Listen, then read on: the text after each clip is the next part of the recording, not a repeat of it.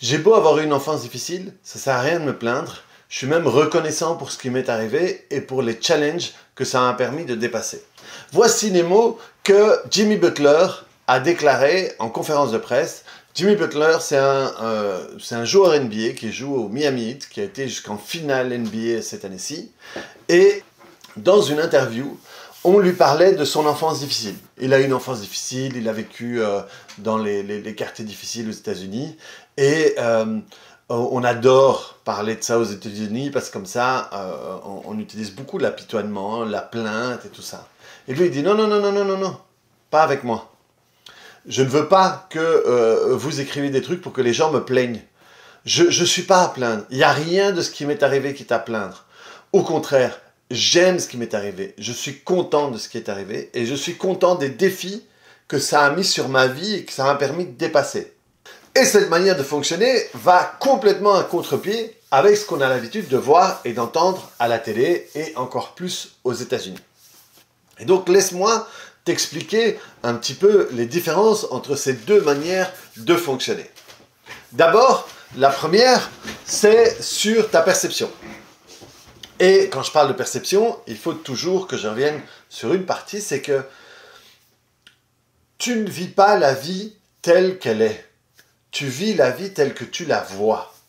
Et comment est-ce que tu vas voir ta vie par rapport à la perception que tu vas avoir sur ta vie. La perception, c'est une paire de lunettes que tu as sur les yeux. Et cette paire de lunettes, c'est un filtre qui permet de transformer les choses que tu as en face de toi. Et ces filtres vont être ton enfance, ton passé, ton humeur, ton genre, tout ce qui peut faire que ça va permettre de modifier ce que tu vois par rapport à ce qui est la vérité objective, on va dire, et ce qui va être ta vérité. Et donc, c'est ce qui fait que tu vas parler avec quelqu'un de ton enfance, un frère, une sœur, un ami, et il va raconter une histoire, et d'un coup, tu vas être là, tu vas dire, mais non, moi j'étais là, ça s'est pas du tout arrivé comme ça. Parce que ça a passé un filtre avant d'être encodé à l'intérieur. Et donc, ça veut dire qu'à partir de là, tu vas vivre ta vie, non pas telle qu'elle est, mais telle que tu peux la voir à travers ce filtre. Si tu crois que tu as de la chance, eh bien, tu vas trouver 1 euro par terre et tu vas dire « Waouh, quelle chance !» Si tu crois que tu as de la malchance, et ben voilà, ça c'est moi, quoi. Il y en a qui trouvent des sacs de 10 000 euros et moi, je trouve 1 euro. C'est le même événement, sauf que ma perception va faire que je vais en faire quelque chose de chouette, de chanceux, qui va me mettre dans une énergie où je vais pouvoir générer encore plus de chance et d'abondance, ou en faisant un truc de merde. Voilà, de nouveau. Moi, j'ai un ami, quelqu'un que je dis beaucoup, quelqu'un que j'aime beaucoup, pardon, et quand il lui arrive un truc, il dit VDM. VDM, c'est vie de merde. Je vous ai déjà parlé plusieurs fois d'une maman à l'école qui est devenue quand même une copine, quoi, on s'entend bien, et elle dit, on n'est jamais tranquille. Eh bien ça va teindre les choses dans la vie, et tu vas les teindre et les faire rentrer dans jamais tranquille, vie de merde, ou moi il y a un truc que je dis tout le temps, c'est j'ai toujours eu beaucoup de chance. Et quand il m'arrive des choses dans la vie et que j'explique à mes élèves comment ça se fait, je dis ben voilà, j'y peux rien, moi j'ai de la chance. Et j'ai inculqué ça à mon fils depuis tout petit.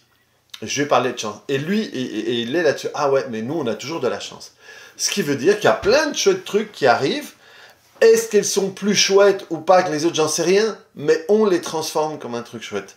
Et comme on ne vit pas la vie telle qu'elle est, mais telle qu'on la voit, à ce moment-là, on la rend plus chouette, on la rend plus sympa. Donc notre manière de vivre, notre manière de passer le temps dans l'espace-temps qui est de notre vie, eh bien, il est plus agréable. Et donc lui, il a eu les mêmes merdes que des millions de personnes aux États-Unis.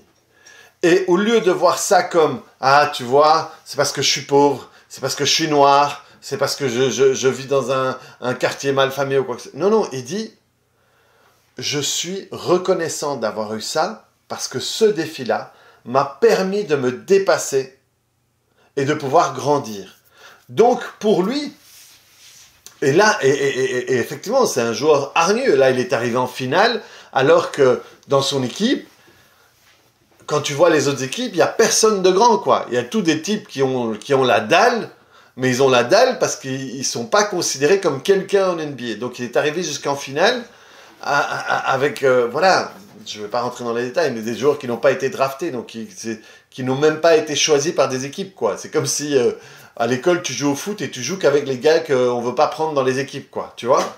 Lui, c'est un peu comme ça. C'est bien que ces gars qui ne sont pas pris dans les équipes, mais qui jouent quand même en NBA, sont bien meilleurs que les gens qu'on ne voit pas ici. Soit, il a décidé, non, non, non. Ce qui m'est arrivé, je suis content que ça me soit arrivé. Parce que, comme ça, j'ai pu me dépasser. Ça veut dire que c'est une manière complètement différente de vivre ta vie. Parce que tu dis, ah ouais, tu vois, c'est le nouveau pour les pauvres, c'est le nouveau pour les noirs, c'est le nouveau pour ci, c'est le nouveau pour ça.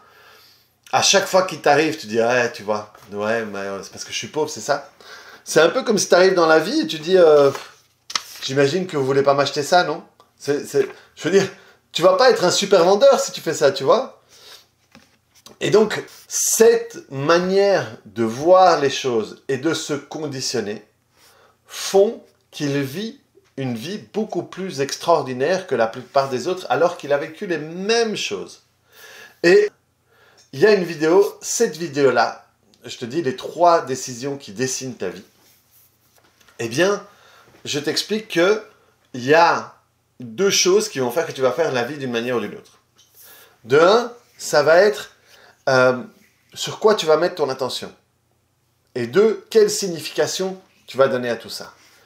Lui, il a mis son attention sur les trucs durs qui lui sont arrivés, comme d'autres, on peut dire, ben voilà, t'as vu ce qui m'est arrivé, sauf que lui, il a mis une autre signification. Il a dit, c'est génial que ça me soit arrivé, parce que comme ça, je peux dépasser ça et devenir quelqu'un de plus fort, de plus grand et de plus successful, avec de la réussite. Tandis que quelqu'un d'autre va mettre, ben voilà, c'est pas juste, la vie est dégueulasse, parce qu'on est pauvre, parce qu'on est ci, parce qu'on est ça. C'est la signification qu'il va mettre là-dessus. Donc, comme tu as là où tu mets ton attention et ta signification qui détermine ce que tu vas faire dans la vie, eh bien, les choses vont être complètement différentes.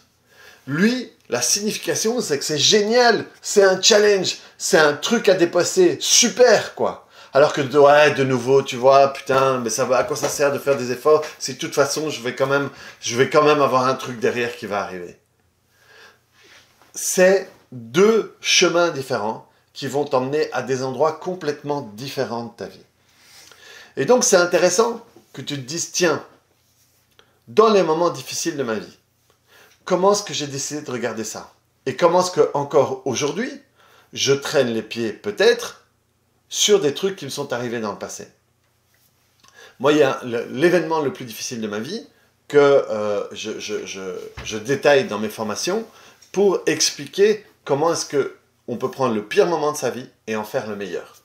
En faire ce qui fait le plus grandir. Moi, j'étais accusé de quelque chose à tort et c'est ce qui m'a permis de plus grandir. Et maintenant, je suis vraiment heureux que comme lui, j'ai de la gratitude sur le fait que ce soit arrivé parce que ça m'a permis de grandir. J'ai l'intime conviction que je ne serais pas là où je suis aujourd'hui si je n'avais pas traversé ça. Ça m'a permis de me rendre compte qui étaient mes amis qui n'étaient pas, quels sont les trucs que je devais lâcher parce que c'était des prisons dorées, qu'il était temps de me sortir encore plus les doigts du cul et de pouvoir avancer. Donc sois attentif toi dans les moments difficiles de ta vie. Où est-ce que tu mets ton attention? Quelle signification tu donnes? Et quel résultat ça t'apporte? Et rends-toi compte que si tu décides de mettre ton attention ailleurs, de changer la signification, eh bien ton résultat sera obligatoirement, que tu le veuilles ou non, différent.